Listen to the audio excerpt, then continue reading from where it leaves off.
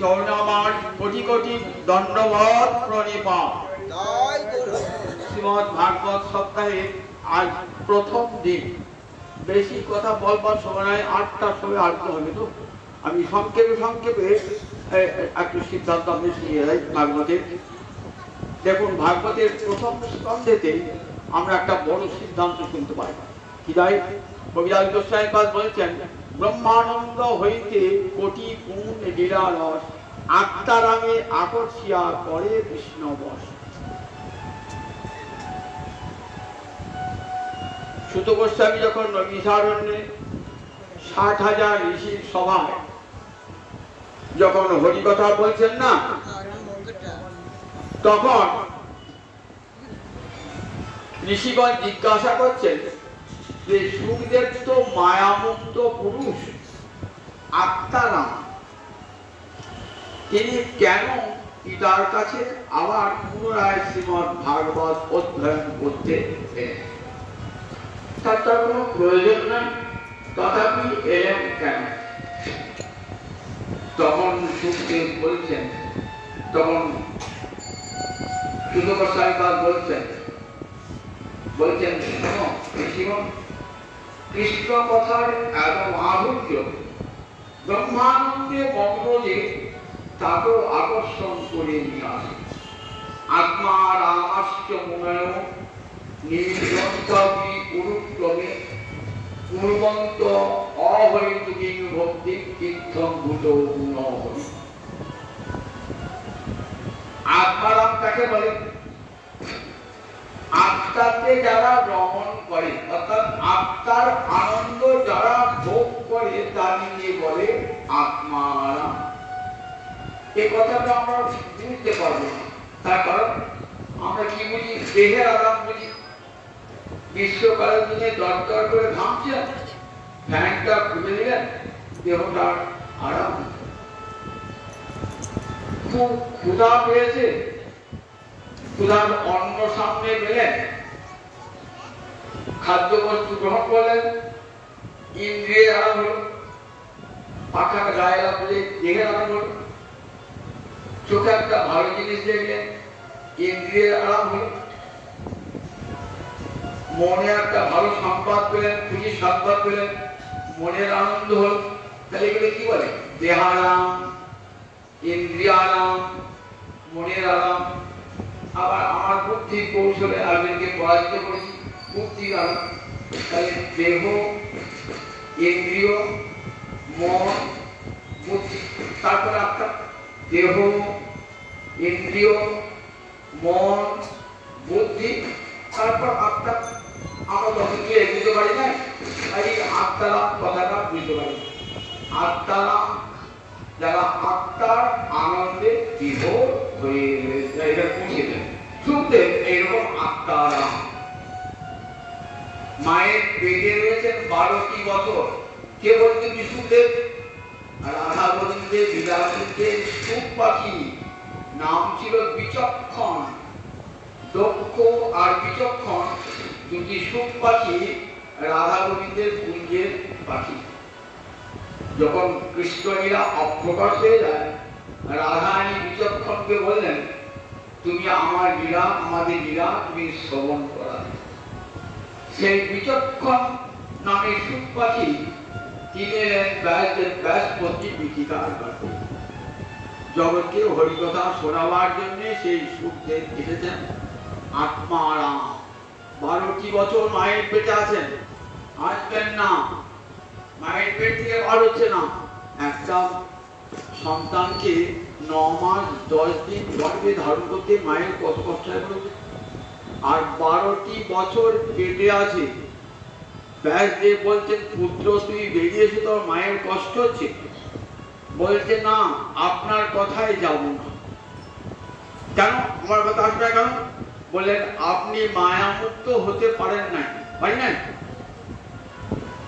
আমাকে পুত্র বলে ডাকছেন। এই জগতে কে কার পুত্র, কে কার পিতা, কে কার কন্যা? তাহলে মোহ দূর হয় না আপনার। সুতরাং আমি মায়ামুক্ত হন নাই, আপনার কাছে যাব না। কারটা কাটবে? বলেন, যার মায়া সে যেতে সে ডাকে। তখন দ্বারকা মন্দিরে কৃষ্ণ বিরাজমান। কৃষ্ণকে দেখিয়ে গেলেন। কৃষ্ণ বললেন, ওহে সন্তান, তুমি ভূমিষ্ঠ হও। বলেছেন, আপনি কে? বলেন, আমি কৃষ্ণ। বেশ, তাহলে যাবো, কিন্তু আপনার কথা দিতে হবে, আমি যখন জন্মাবো যেন মায়া, আপনার মায়া না থাকে পৃথিবীতে। বলেন, তাই হবে। যখন ভূমিষ্ঠ হলেন, ভূমিষ্ঠ হয়ে মায়ামুক্তি হয়ে জন্মিয়েছেন, তো পিতা মাতাকে প্রণাম করে চলে আছেন। পুত্র, পিতা ডাকছে ব্যাসদেব, এসো পুত্র, এসো পুত্র। কথাই শুনতে পেলেন না, কান দিয়ে ঢুকলোই না। চিৎকার করে ডাকছে, রে পুত্র, রে পুত্র বলে আছেন ব্যাসদেব পশ্চাৎ পশ্চাৎ। কোথায় মনের মধ্যে চলে গেল। ভাবলেন, এই যে শ্রীমদ্ ভাগবত, যা আমি সচক্ষে লীলা দর্শন করে যে শ্রীমদ্ ভাগবত রচনা করেছি, সেই ভাগবত পড়াবেন বলি তো সুখদেবকে আনা। সেই সুখদেবকে চলে গেল, তাহলে আমার চেষ্টা কি বৃথা হয়ে যাবে? কি করে ছেলেকে আনা যায়? তখন ভাগবতের শ্লোকটি বললেন, আত্মা রামাস্য পুরায় নির্গ্রন্থি পুরুক্রমে পূর্বন্ত অহৈতুকিং ভক্তি ইত্যম্ভূত গুণহৈ। সমস্ত প্রথম স্কন্ধের সাত কথা কি? আত্মা রামাস্য, যারা আত্মারাম মুনি, যাদের হৃদয় গ্রন্থি ছিন্ন হয়ে গেছে। হৃদয় গ্রন্থি, দেহ আর আত্মা দুটো পৃথক, এটা আমি ভাবতে পারি না। দেহের কষ্ট হলে মনে করে আমার কষ্ট হচ্ছে। বলেন, দুটো কাপড় যদি পৃথক পৃথক থাকে, তাহলে একটা আগুন লাগতে পারে, আর একটা পড়বার সম্ভাবনা নেই। কিন্তু যদি দুটো কাপড় দুটো না থাকে একসঙ্গে, তাহলে এটা পড়লে ওটা পড়বে। তা বলছেন, দেখো, দেহ আর আত্মাকে এমন করে মহামায়া সেলাই করে দিয়েছে না, কি সেলাই কি দিয়ে? মমতারূপ সেলাই দিয়ে সেলাই করে দিয়েছে, মমতারূপ সুতো দিয়ে সেলাই করে দিয়েছে। তাই দেহটাকে মনে হচ্ছে আমার, আমি দেহ নাই, কিন্তু মনে হচ্ছে। তাই দেহের কষ্ট হলে মনে হচ্ছে আমার কষ্ট হচ্ছে, কিন্তু দেহের কষ্ট আমার কোনো কষ্ট নয়। কিন্তু এইগুলো কি কখন হবে? আত্মারাম মুনিরা, সুখদেব যখন যাচ্ছে পরিচিতে সবাই গায়ে ছুটে ফিরছে, ঘিন ছুটছে, গাল দিচ্ছে, হচ্ছে পাগল মাতাল মনে করছে। মাতাল মতন একবার বাঁ দিকে আবার ডান দিকে টলতে টলতে যাচ্ছে। কৃষ্ণ প্রেমে বিগলিত চিত্ত। তার জন্য সুখদেবের এতটুকু ভ্রুক্ষেপ হয় না। কে আমাকে ঢিল মারলো, কে গায়ে থুতু দিল, কে নিন্দা শোনালো, আর দেহস্থিতি নাই তো, দেহস্থিতি নাই। তাহলে আত্মারাম এই পর্যায়ে দেহস্থিতি নাই, আত্মারাম আসছে মনে গ্রন্থি ভেদ হয়ে গেছে। নির্গ্রন্থ উরুক্রমে, উরুক্রম মানে গোবিন্দের একটা নাম হলো উরুক্রম। ক্রম মানে পদবিক্ষেপ, উরু মানে বিশাল, বিশাল পদবিক্ষেপ। কখন দেখেছিলেন বিশাল পদক্ষেপ? যখন বলিকে কৃপা করতে গেছিলেন, তখন তিন লোকের তিনটে পা, মর্তে একটা পা, স্বর্গে একটা পা, আর গোটা পেট দিলে অন্তরিক্ষ হলো। নাভি থেকে আবার চরণ বার হলো। কোথায় রাখবো চরণ? তখন বলির শিরে চরণ দিয়েছিলেন। সে গোবিন্দের নাম উরুক্রম। উরু মানে বিশাল, ক্রম মানে পদবিক্ষেপ। এই বিশাল পদবিক্ষেপ গোবিন্দে অর্থাৎ উরুক্রমে পূর্বন্তী অহৈতুকী ভক্তি। বলে যারা আত্মারাম, তারা অহৈতুকী ভক্তি করে থাকেন, অর্থাৎ তাদের কোনো প্রয়োজন নাই, তথাপি তারা কৃষ্ণ চরণে ভক্তি দান করেন। কেন? বলে তীর্থভূত গুণ হই, ভগবান শ্রীহরি এইরকমই গুণযুক্ত। এত তার মাধুর্য, যেমনি তার গুমাধুর্য, তেমনি তার বিরা মাধুর্য, তেমনি তার প্রেম মাধুর্য, তেমনি তার বেণু মাধুর্য। বাঁশি যখন বাজাবেন না, তখন কি মুনির মন টলে যায়। যে মুনি ধ্যান করেছেন, মুনিরও মানস টলে, মুনির মন দেয়। বাঁশি নাগের মাথা নড়ে ওঠে, যে বাঁশি কিনা পাতায় রয়েছেন। দেবতারা বিমান থেকে বিমানে আপন আপন পত্নীগণকে নিয়ে সেই গোবিন্দের বাঁশি বাজানো দৃশ্য দর্শন করেন। দেব পত্নীগণ তাদের স্বামীর কোলে বিবশ হয়ে শুয়ে পড়েন। এত তার তার রূপ দেখলে পরে স্বয়ং মদন পর্যন্ত মোহিত হয়ে যান। যে মদন তার রূপে জগৎকে মুগ্ধ করেছেন, সেই মদন যখন গোবিন্দকে দর্শন করেছেন, মদন নিজেই মোহিত হয়ে গেছেন। যিনি পঞ্চ সরদর্প স্বয়ং নব কন্দর্প নাম ধরে মদন মহান। যিনি পঞ্চস্বর দর্প, পঞ্চস্বর মানে মদের একটা নাম পঞ্চস্বর, স্বর মানে মান, তালবস্বর স্বর মানে মান। মদনে কটা মান? 5টা মান। তাই মদনকে কি বলে? পঞ্চস্বর। যিনি পঞ্চস্বর দর্প স্বয়ং নব কন্দর্প নাম ধরে মদন মহান। নাম ধরে মদন মহান। মদন মোহন, সেদিন মদন মোহিত হয়ে গেছিল গোবিন্দের রূপ দর্শন করে। অপূর্ব তার প্রেমাবিষ্ট শ্রীরাম সুদামের কাঁধে চড়ছে, শ্রীরাম সুদামকে কাঁধে দিচ্ছে, আবার নিজেও তাদের কাঁধে চড়ছে। কাঁধে চড়ে কাঁধে চড়ায় করায় কিরালো। শ্রীরাম সুদামে একটু খাচ্ছেন, কেমন তাদের লীলা, অপূর্ব লীলা মাধুর্য। আবার রাধানীকে দর্শন করবার জন্য কত রূপ ধারণ করছেন, কখনো মারিনি, কখনো বেদেনি, কখনো বাজিকর। এমনি তার প্রেম মাধুর্য। এই মাধুর্যের গুণে বলছেন আকর্ষিয়া করে কৃষ্ণ। যারা ব্রহ্মানন্দী, ব্রহ্মার আনন্দে মগ্ন হয়েছে, আত্মানন্দে মগ্ন হয়েছেন, তারাও কৃষ্ণ কথা শুনতে আসেন কৃষ্ণ গুণে আকৃষ্ট হয়ে। সুখদেব এসেছেন, সেই সুখদেব আত্মারাম কোথায় এসেছেন? আজ হরিদ্বারে ব্রহ্মকুণ্ডের তীরে। অগণিত মুনি ঋষি বেষ্টিত। কাউকে মহারাজ পরীক্ষিত নিমন্ত্রণ করেন নাই, কিন্তু মহারাজ পরীক্ষিত অভিশাপগ্রস্ত, অভিশপ্ত ব্যক্তির মুখ দেখতে নাই। এটাই শাস্ত্রে বলে। শাস্ত্রে বলে অভিশপ্ত ব্যক্তির নাম লিখো না, অভিশপ্ত ব্যক্তির মুখ দেখো না। মহাকবি কালিদাস তার মেঘদূত কাব্যে প্রথমেই বলেন কশ্চিৎ কান্তা বিরহ গুরুনা সাধিকার প্রমত্ত সাপিনাস্তং গমিত মহিমা বর্ষ ভক্তির ভক্তি যক্ষশ্চক্রে জনকতনে আশ্রান পুণ্যদকেষু সিদ্ধ ছায়া তরুষু বসতি রাম বিদ্যা। কশ্চিৎ যক্ষ বললেন, যক্ষের নাম করলেন না। যক্ষ প্রকার দেবতা গন্ধর্ব, নাম করলেন না। কেন নাম করলেন না? না, যক্ষ অভিশপ্ত। মহাকবি কালিদাস ভারতবর্ষের কবি, তো সেই রীতি মেনে নামটি বলতে পারেন কশ্চিৎ যক্ষ, কোন এক যক্ষ।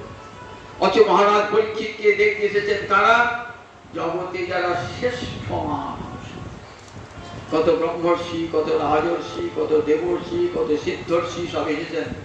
এসে গঙ্গার তীর আলোকিত করে বসেছেন। কেন এলেন? বললেন চলো আবার মহারাজ পরীক্ষিতকে দেখে আসি। কেন না, মহারাজ পরীক্ষিতকে রক্ষা করেছেন স্বয়ং গোবিন্দ মায়ের পেটে। যে দেহ গোবিন্দ রক্ষা করেছেন সুদর্শন চক্রের দ্বারা, সে দেহটা একবার দেখতেই হবে। আর তো দেখতে হবো না, 7 দিন বাদে দেহ দেখতে হবো না। চলো আমরা সবাই যাই। উত্তরা মায়ের পেটে যখন মহারাজ পরীক্ষিত, তখন অশ্বত্থামা ব্রহ্মাস্ত্র নিক্ষেপ করেছে। পাণ্ডব বংশের শেষ রাজনা, শেষ বংশধর তাকে শেষ করে। তখন উত্তরা এসে চরণে পড়েছেন গোবিন্দে। চরণে পড়ে কি বলছেন?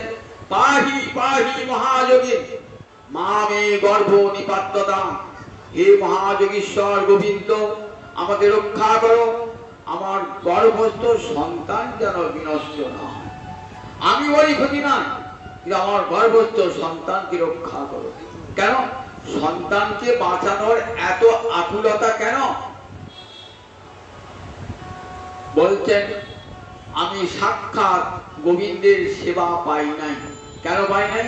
তিনি আমার শ্বশুরের সখা, আমি বধূ, লজ্জাবশত সেবা করতে পারি না। তাই আত্মা বই জায়তে পুত্র, নিজের আত্মায় পুত্র হয়ে জন্মান। আমি তাই আমার পুত্র দ্বারে গোবিন্দ সেবা করব বলে আমি পুত্রের প্রাণ ভিক্ষা করেছি। ভগবান গীতায় বলেছেন আরতি ঘরে যদি আমাকে কেউ ডাকে আমি তাকে রক্ষা করি। গীতায় বলেছেন তোমার 4 রকমের ভক্ত আছে, তার মধ্যে আর্ত একটা। আজও যদি আপনি আরতি ঘরে গোবিন্দকে ডাকেন, গোবিন্দ আপনাকে বিপদ থেকে উদ্ধার করে দেবেই। এই বিশ্বাসটা অন্তরে রাখতেই হবে। দেখলেন মা উত্তরা পরমা ভক্তিবতী করেছেন গোবিন্দ চরণে। গোবিন্দ মায়ের পেটে ঢুকে রক্ষা করলেন মহারাজ পরীক্ষিত। সেই মহারাজ পরীক্ষিত আজ বসেছেন কোথায়? হরিদ্বারে ব্রহ্মকুণ্ডের তীরে। চরণ ধুয়ে দিয়েছেন, সুখদেবের চরণ ধুয়ে দিয়েছেন, গঙ্গার জল নিয়ে চরণ ধুয়ে দিয়েছেন। চরণ ধুয়ে সেই চরণ ধৌত জল মাথায় নিয়েছেন, মুখে নেন নাই। কেন? জল ছোবেন না, 7 দিন জল ছোবেন না। যে জলের জন্য মণিকণ্ঠে মৃত সর্প জড়িয়ে দিয়েছে, সেটা জল ছোবেন না। 7 দিন জল স্পর্শ পর্যন্ত করবেন না। বলছেন পরিবার আমারটা 7 দিন পরমায়ু, আমার গুণাদি, এর মধ্যে আমাকে কৃষ্ণ পাদপদ্ম পেতে হবে। মহারাজ তুমি তো কৃষ্ণ পাদপদ্ম পেয়েই আছো, ও তো তোমার বাপতি সম্পত্তি, পৈতৃক সম্পত্তি। পাণ্ডব বংশের পৈতৃক সম্পত্তি হলো গোবিন্দের চরণ। তা পৈতৃক সম্পত্তি আপনামি পায়, মামলা মোকদ্দমা করতে হলে কিছুই করতে হয় না, আপনামি পৈতৃক সম্পত্তি পায়। তা আপনি তো পেয়ে গেছেন। তা বলছেন যদি কেউ বংশের কুলাঙ্গার হয় তাহলে মা বাবা তাকে বঞ্চিত করে। তো আমি তো বংশের কুলাঙ্গার, কেন? আমি মুনিকণ্ঠে মৃত সর্প জড়িয়ে দিয়েছি। আমার মতো কুলাঙ্গার কেউ আছে? তাই যদি আমাকে না দেন চরণের স্থান, সেই জন্যে আমি কাতর স্বরে প্রার্থনা করছি। আমার 7 দিন চলে যাবে, 7 দিনের পর জানিয়ে ওই গোবিন্দ চরণ পাই। বললেন শোনো মহারাজ। তখন প্রথম মুখ খুললেন, কেমন করে কৃষ্ণ চরণ প্রাপ্তি হবে? ভালো করে শুনে রাখুন, কৃষ্ণ চরণ প্রাপ্তি হবে কেমন করে? না কৃষ্ণ কথা শুনলে পারে, কৃষ্ণ কথা শুনলে পারে কৃষ্ণ চরণ প্রাপ্তি হবে। যাগ যজ্ঞ ধ্যান বার ব্রত কোন কিছুর দ্বারাই কৃষ্ণ চরণ পাওয়া যায় না। কৃষ্ণ চরণ পাওয়া যায় একমাত্র কৃষ্ণ কথা শ্রবণে। 2য় স্কন্ধে বলছেন দেখো মহারাজ, কৃষ্ণ কথা শ্রবণের 2টো ফল। একটা ফল হলো গৌণ, আর একটা ফল হলো মুখ্য প্রধান।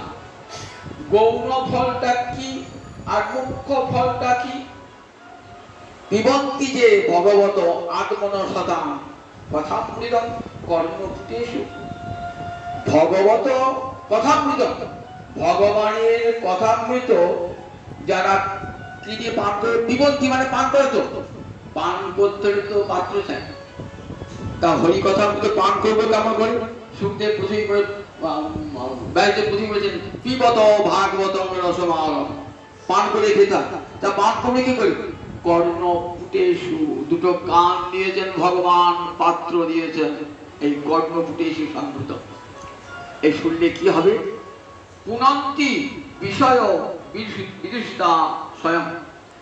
বিষয় চিন্তা করে করে আমাদের যে চিত্তটা দূষিত হয়ে গেছে, ময়লা লেগেছে, সেই ময়লাটা উঠে যাবে হরি কথা শুনতে শুনতে শুনতে। বহুদিন ব্যবহার করছেন তো একটা বাসনে এত ময়লা লেগেছে, কিছুতেই ময়লাটা উঠছে না। কত দামি দামি মাজন কিনে এনেছেন, কিছুতেই ময়লা উঠছে না। কিন্তু একটা এমন ময়লা আছে, এমন একটা মাজন আছে যে মাজন বেশি দামের নয়, কিন্তু জানতে হয় কৌশলটা। একবার ছিটিয়ে দিলেন, একটু জল দিলেন, দেখবেন পরিষ্কার হয়ে গেল। এই যে আমাদের চিত্তে মালিন্য এক জন্মে নয়, কোটি কোটি জন্মের ময়লা সুতবিকৃত হয়ে আছে। এই ময়লাটা যাবে কি করে? যাবে কি করে? মহাপ্রভু শিক্ষা বলেন চেত দর্পণ মার্জনম। হরিনাম হরিকথা চিত্ত দর্পণকে মার্জিত করে দেয়, মানে মেজে দেয়। হরিকথা শুনছেন তো, বলে ছিটিয়ে দিলেন, ওই মাজনটা ছিটিয়ে দিলেন, পুরো মাজনটা ছিটিয়ে দিলেন। এবার ধুবেন কি দিয়ে? চোখের জল দিয়ে ধুয়ে দেন, হৃদয় পরিষ্কার নির্মল হয়ে গেল। গৌরাঙ্গের মধুর লীলা যাহারে কর্ণে প্রবেশিলা, হৃদয় নির্মল হলো তার। গৌরাঙ্গের মধুর লীলা যাহারে কর্ণে প্রবেশিলা, হৃদয় নির্মল হলো তার। হৃদয় নির্মল হয়ে গেল। তারপরে কি হবে? দেখুন, যে প্রেম লাভ করতে কত কোটি কোটি জন্ম পেল, প্রেম লাভ হয় না, কিন্তু সেই প্রেম লাভ হবে আমার গৌরাঙ্গ। যে গৌরাঙ্গের নাম তারে হয় প্রেমোদয়, তারে মুই যাই বলিহারি। যে গৌরাঙ্গের নাম, একবার গৌর হরি বলে হাত দিলে বলে সঙ্গে সঙ্গে প্রেম লাভ হয়ে যাবে, প্রেম লাভ হয়ে যাবে।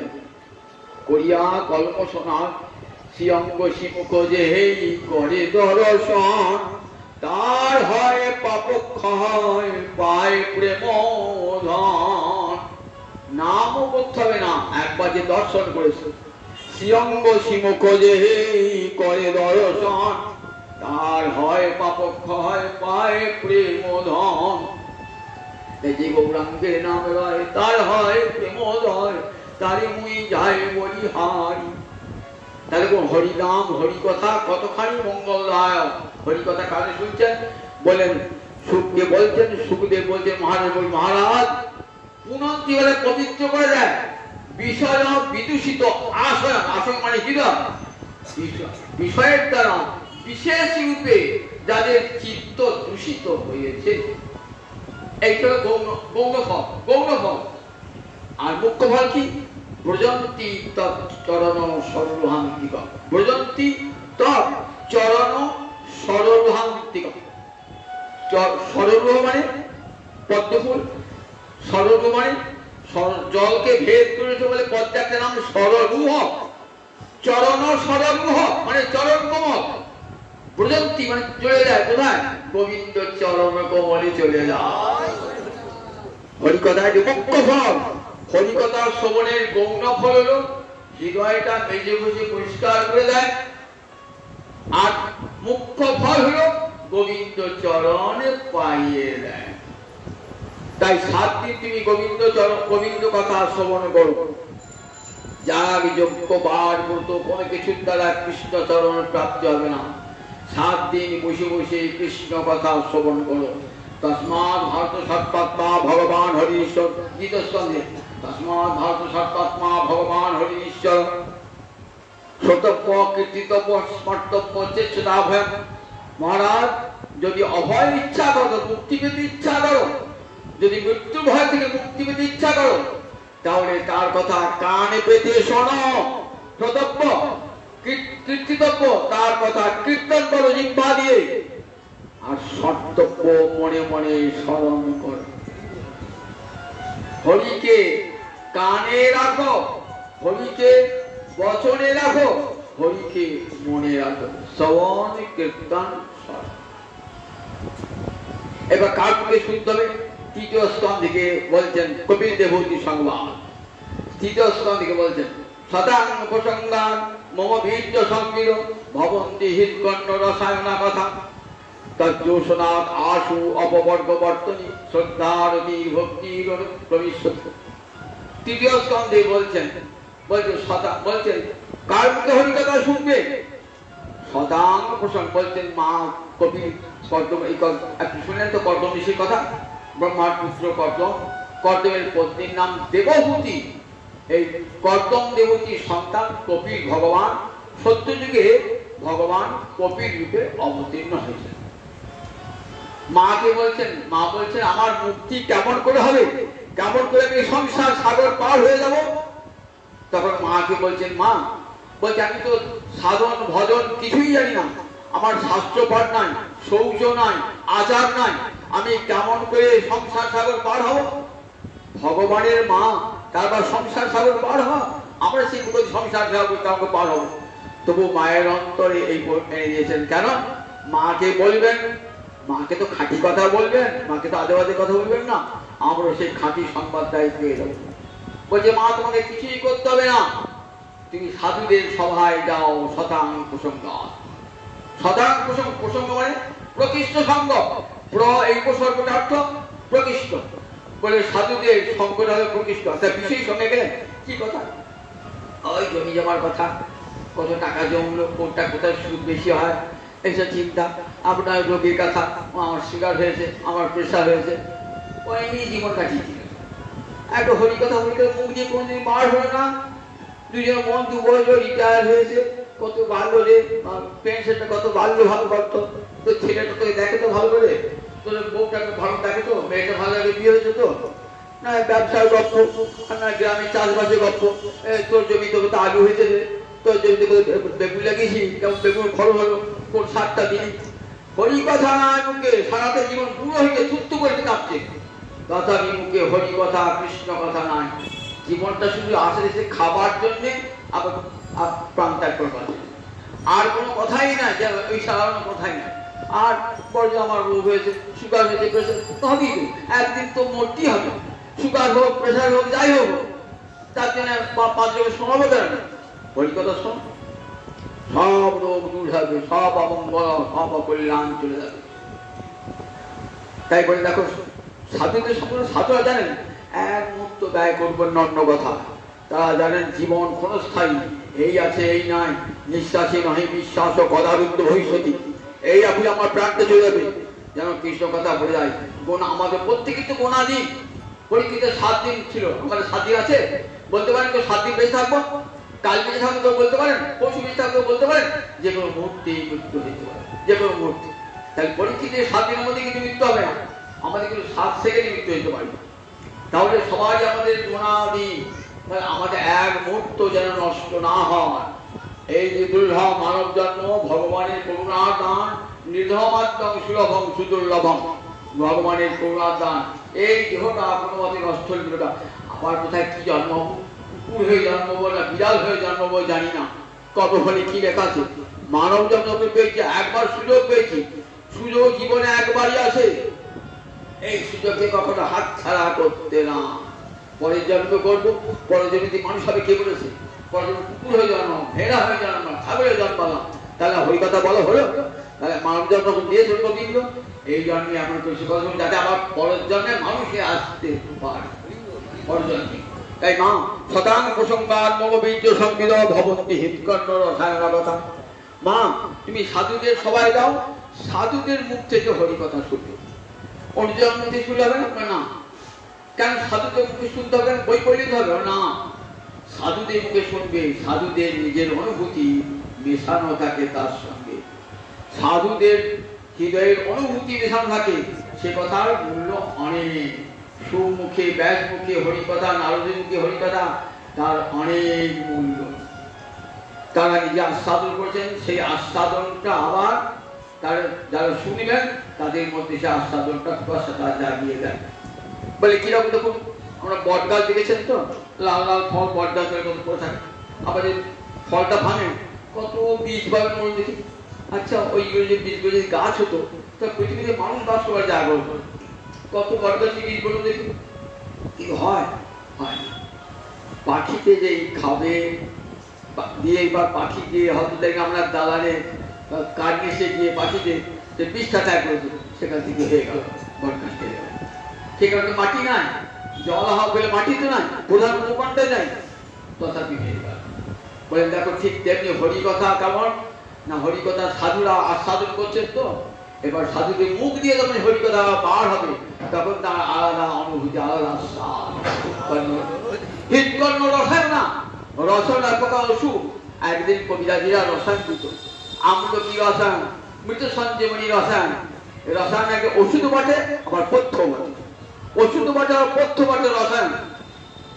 তা বলে হরিকথা কেমন রসায়ন, রসায়ন থেকে কি হয়? আমরা যে একটু রোগটা আছে না, আমাদের সেরে যাবে, আর যে দুর্বলতা সে দূর হয়ে যাবে। আমাদের একটা দুর্বলতা আছে, কানের দুর্বলতা আছে। কানের দুর্বলতা কি না, আমাদের বিষয় কথা শুনতে ভালো লাগে, কৃষ্ণ কথা শুনতে মোটেই ভালো লাগে না। বিশেষ করে আমাদের আমার যদি কেউ প্রশংসা করে কান খারাপ করে দিই, পরে যদি নিন্দা শুনি কান খারাপ করে দিই। এই যে আমাদের কানের রোগ, এই যে কানের রোগ। আবার দুর্বলতা কিরকম, শুনতে শুনতে খানিক বসে বলছি তো আর ভালো লাগে বাবা, এই পাঠটা থামালেই হয় বাবা, আমার লাগছে ভালো লাগে।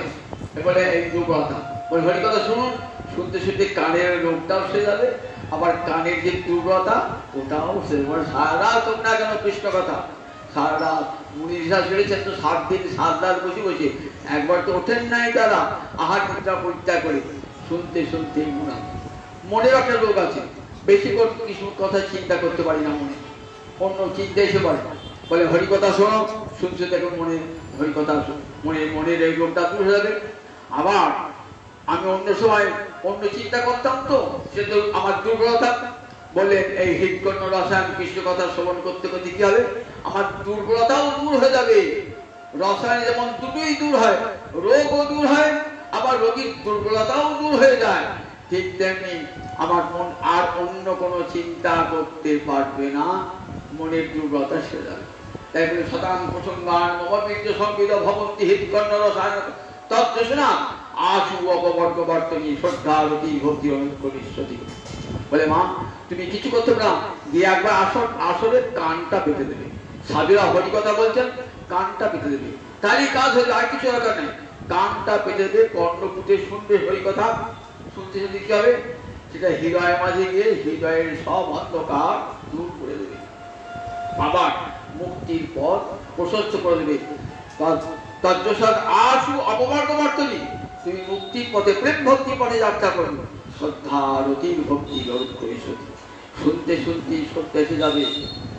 আজ কৃষ্ণের রতি, প্রেম লাভের পূর্বে যে রতি হয়, রতি লাভ হবে, তারপরে কৃষ্ণ প্রেম লাভ করে কৃষ্ণ চরণ প্রাপ্তি হতে যাবে। হরিকথার এত মূল্য, হরিকথার এত মূল্য। বলে ভাগবতী 3য় স্কন্ধে এই সিদ্ধান্ত, যে সিদ্ধান্তে আমরা দেখতে পাই যে হরিকথা শ্রবণের কি মহামহিমা, স্বয়ং ভগবান নিজে বলছেন নিজ জন্মনীকে। এরপর দেখিয়েছেন যে গুরু যদি বলতে রুষ্ট হন, গুরু রুষ্ট হলে কৃষ্ণ রক্ষা করতে পারেন না, কিন্তু ভগবান রুষ্ট হলে গুরুদেব রক্ষা করতে পারেন। আমরা এই আপনি জয় বিজয়ের কাহিনী শুনলেন তো, বৈকুণ্ঠের দাড়ি জয় আর বিজয়, এরা বৈকুণ্ঠের প্রহরী আছে। কে গিয়েছেন, বলে ব্রহ্মার মানুষ সন্তান, 3 জন মানুষ সন্তান, নারদের পূর্বের জন্ম, সনক সনাতন সনন্দন সনক কুমার, এরা ব্রহ্মার মানুষ পুত্র। এরা দেখতে 5 বছরের বালকের মতো, সুতরাং দেহে কোনো কাপড় টাপড় নাই, দেহস্থিতি নাই তো, দেহস্থিতি নাই। যখন গিয়েছেন না বৈকুণ্ঠের দ্বারে, লাঠি নিয়ে তারা করে এসেছেন। কে, জয় আর বিজয়, লাঠি নিয়ে তারা করে এসেছেন। তোমাদের আটকেল নাই, তোমাদের এত বয়স হলো, তোমরা উলম্ব হয়ে ঢুকছো, এখানে মা কমলা আছেন, বলে বৈকুণ্ঠ থেকে তাড়িয়ে দিচ্ছে, তাড়িয়ে দিচ্ছেন তো। তখন অভিশাপ দিলেন যে তোমরা তোমার বৈকুণ্ঠে থেকে তোমাদের বিষম দৃষ্টি, যাও তোমরা অসুর করে জন্ম না। অভিশাপ দিলেন। অভিশাপ যখন দিয়েছেন না, ঠিক সেই সময় গোবিন্দ এসেছে। গোবিন্দ এসে ভাবছেন, এসিয়া ভাবছেন আমাদের কোথায় দণ্ডদান করবে, কারণ বৈকুণ্ঠে জয় বিজয় কারণ অভিশাপ দিয়েছি তো। বলছি ঋষিগণ, বলছি দণ্ডদান করি, আমার দাঁড়িয়ে জয় বিজয়কে তোমরা অভিশাপ দিয়েছো তো, প্রভু দণ্ড মাথা পেতে নেবো, যা দণ্ড দেবে দাও, আমাদের ভুল হয়ে গেছে, তোমার দাঁড়িয়ে জয় বিজয়কে আমরা অভিশাপ দিয়েছি, আমাদের ভুল হয়ে গেছে, বলো কি দণ্ড দেবী। নরকি অনন্ত, বলে অনন্ত নরকি নেবো প্রভু, কিন্তু একটা শর্ত আছে। কি শর্ত? নরকে গেলেও আমাদের চিত্ত ভ্রমর যেন তোমার চরণে কোমলে বসতে, আমাদের বাক্যরূপ তুলসী, আমাদের বাক্যরূপ তুলসী যেন তোমার চরণ কোমল স্পর্শ করে, আর আমাদের মন যেন তোমার চরণকে সবসময় ছুঁয়ে থাকে। এই 3টে শর্ত দাও, তাহলে আমরা নরকে অন্তকাল থাকতে আমরা রাজি। বলে না না, তোমরা ঠিকই করে দেখো, আমার ভক্তকে যদি আমার নিজের লোক আমার ভক্তকে যদি দুঃখ দান করে, আমি সে নিজের লোককে পরিত্যাগ করি। বলেন বড় প্রভু ওদের অভিশাপ থেকে মুক্ত করবো না, অভিশাপ থেকে মুক্ত করতে হবে না, অভিশাপ থাকুক, তবে অভিশাপের সময়টা কমিয়ে দাও।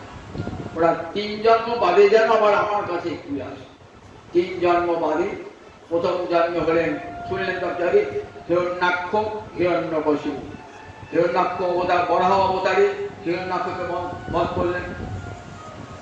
নৃসিংহ অবতারে কাকে বধ করলেন? নৃসিংহ অবতারে বধ করলেন হিরণ্যকশিপু নাম দানকে, প্রহ্লাদের পিতাকে। তারপরে বৈকুণ্ঠে জয় বিজয় রাবণ আর কুম্ভকর্ণ হলেন। রাম রূপী রাবণ কুম্ভকর্ণকে নিধন করলেন, রাম রূপে অবতীর্ণ হয়ে মুক্তি। 3 জন্মে, 3য় জন্মে দন্তবক্র এবং শিশুপাল হয়ে জন্মগ্রহণ করলেন, কৃষ্ণ হস্তে মৃত্যু। এই 3 জন্মে মুক্তি হয়ে গেল, এদের আবার ফিরে গেলেন। আচ্ছা, বৈকুণ্ঠে থেকে ক্রোধ হলো কেন? জয় বিজয় বা কেন ক্রোধ হলো, আর ঋষিদের বা কেন ক্রোধ হলো? বলেন গোবিন্দের ইচ্ছা। গোবিন্দের ইচ্ছা, গোবিন্দের ইচ্ছা হয়েছে, কি ইচ্ছা হয়েছে? যে একবার কুস্তি করে দেখবো, কাদের সঙ্গে? জয় বিজয়ের সঙ্গে কুস্তি করে দেখবো। সেটা তো সম্ভব নয়। বলে অসুর করে জন্ম নিলে ভগবানের সঙ্গে কি হবে? ভগবানের সঙ্গে তাদের যুদ্ধ হবে, সেই যুদ্ধ রস আস্বাদন করবেন বলে ওই ঋষিদের অভিশাপ। আবার জয় বিজয়েরও ওই তাদেরকে বিতরণ করা। বলেন এই 3 জন্মে তারা মুক্তি হয়ে গেল। 4র্থ জন্ম তারা এসেছিলেন। গৌরাঙ্গ লীলা এত মধুর লীলা, সেই লীলা দর্শন করার ইচ্ছা হলো বৈকুণ্ঠের জয় বিজয়। আর একবার যাবো প্রভু, তোমার লীলা তো অসম্পূর্ণ হয়ে আছে, কৃষ্ণ লীলা তোমার অসম্পূর্ণ হয়ে আছে, এবার তোমার গৌর লীলা তো বড় মধুর লীলা, ওই গৌর লীলা দর্শন করবো প্রভু। মার খেয়ে তুমি হরিনাম লীলাবে প্রভু, সেই লীলা জগৎকে দেখাবো প্রভু। তার জন্য আমরা আবার যাবো। তারা কে হলেন? জগাই আর মাধাই হয়ে গেলেন। বৈকুণ্ঠের জয় আর বিজয় দেখুন, আবার তারা জগাই মাধাই হলেন। এমনি করে 3 জন্ম বাদে মুক্তি হয়ে গেছে। 4র্থ জন্মে গৌরলীলা দর্শন করে জীবন সার্থক হয়ে গেল, তাদের আবার মুক্তি পেয়ে গেল। 3য় স্কন্ধ পর্যন্ত এমনি করে ভগবান শ্রীহরির কথা, অমৃতময়ী কথা শ্রবণ করাচ্ছেন। শ্রীমদ্ ভাগবতের 12টা স্কন্ধ, 18,000 শ্লোক। 12টা স্কন্ধের 1ম এবং 2য় ভগবানের শ্রীচরণ, 3য় এবং 4র্থ ভগবানের 2 পুরু, 5ম ভগবানের নাভি, 6ষ্ঠ ভগবানের বক্ষ, 7ম 8ম ভগবানের 2 বাহু, 9ম ভগবানের কণ্ঠ, 10ম ভগবানের মুখারবিন্দ, আর 11 ভগবানের ললাট, 12 ভগবানের মস্তক। বলছেন লেখায় দেখুন তো, ভক্তিশাস্ত্র ভাগবত সার কর অবিরত, চতুর্বেদ দধি ভাগবত নবনীত, মথিলেন সুখ খাইলেন পরীক্ষি। আমাদের লেখছে লেখা দেখবেন যে বৃন্দাবন দাস ঠাকুর বলছেন, বৃন্দাবন দাস, যে ভাগবত কেমন? 4 বেদ হলো দই দুধ, 4 বেদ। আর ভাগবত হল নবনী। কে নবনী মন্থন করেছেন? সুখদেব মন্থন করেছেন। আর সেই অমৃত নবনী পান করেছেন কে? বলেন মহারাজ পরীক্ষিত পান করেছেন। আসুন আমরা সবাই 7 দিন ধরে সেই নবনী পান করি, রাধা মাধবী লীলা কথা শ্রবণ করি, ভাগবত কথা শ্রবণ করি। জীবন ধন্য হোক, সার্থ হোক। আপনার সকাল করে আসবেন, তাহলে একটু বলার সুযোগ পাবো। 7 দিন তো সব ভাগবত বলা হয় না। আমার দেশ তো বাংলাদেশে প্রতিটি শ্লোক ধরেছে আস্বাদন করার গোসাই পদ রেখেছেন। হিন্দি ভাষাভাষী এলাকায় 7 দিন কেবল কাহিনী বলে যায়, কাহিনী বলে যায়, তাতে ভাগবতের আস্বাদন হয় না। ভাগবতের প্রতিটি শ্লোক কত মধুমন।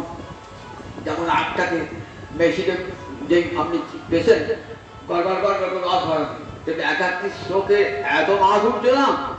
আর গোস্বামী পদ আস্বাদন করছে, সেগুলি শোনাতে গেলে বলি না, আমার ছেলে 7 জন্ম লাগবে, 7 জন্মই লাগবে, তবে শোনা যাবে। ওই সামান্য 7 দিনে শোনা যায় না, 7 দিনের কাহিনীটা শোনা যায়। যাক 7 দিন কাহিনীটা শুনিয়ে আনন্দ পান। আপনার আসুন গাড়ি, তাই আপনার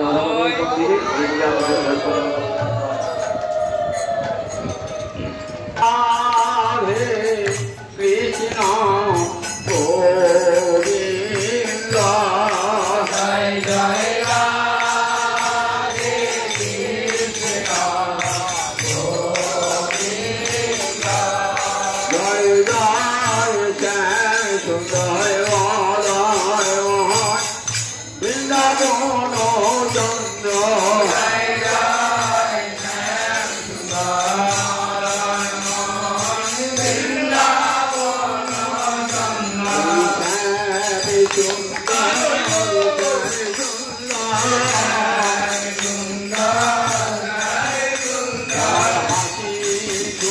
সুন্দর বাঁশি সুন্দর চরণের